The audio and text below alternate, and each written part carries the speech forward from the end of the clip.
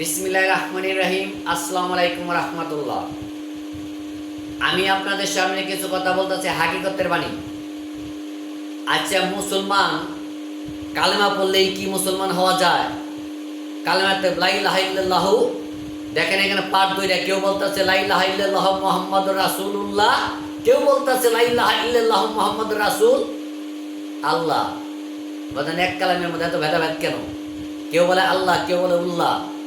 সঠিক রাস্তায় আসে বাজার নামার ভাইরা, লা ইলাহা ইল্লাল্লাহ, আমি আল্লাহ ছাড়া কোনো ইল্লা মানি না। আল্লাহ ব্যতীত কারো উপাসনা করবো না। আমি আল্লাহ ব্যতীত আমি কাউকে মানি না। লা ইলাহা ইল্লাল্লাহ, আমি আল্লাহ ব্যতীত কাউকে মানি না।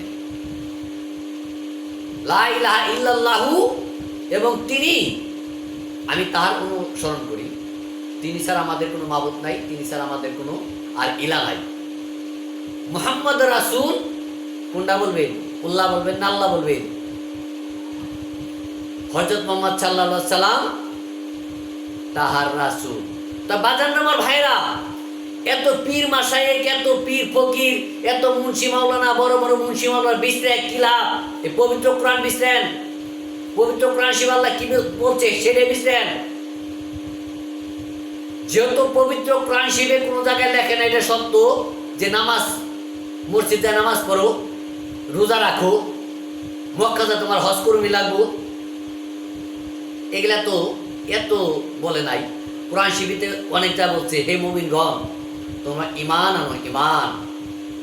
তোমার মিথ্যা বলো না, হারাম খায়ো না, সুদ খায়ো না, ঘুষ খায়ো না, জিনার কাছে যাও না, নেশা করো না, এতিমের সব হক মারো না, পরের সম্পদ মারো না, কারো টাকা পয়সা মারো না, কারো অত্যাচার জুলুম করো না।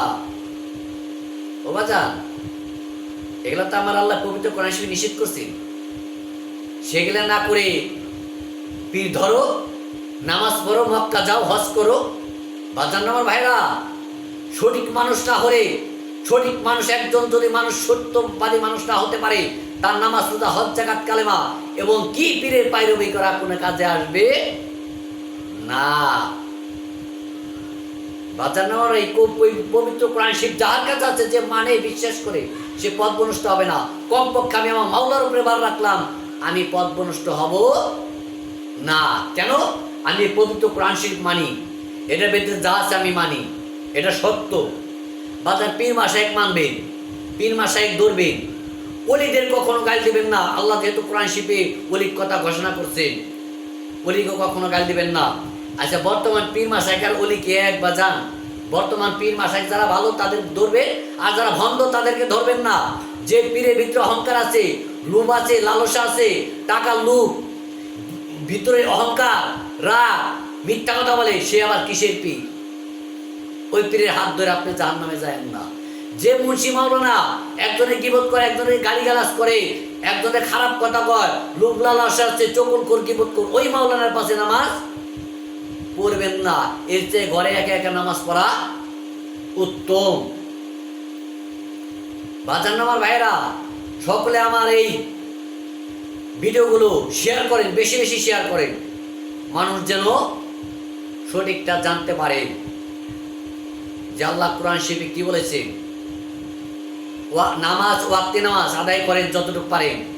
রোজা ধনী ব্যক্তির জন্য না খাওয়ায় টাকা, জানি বুঝতে পারি গরিব গরিব লোকের কত কষ্ট।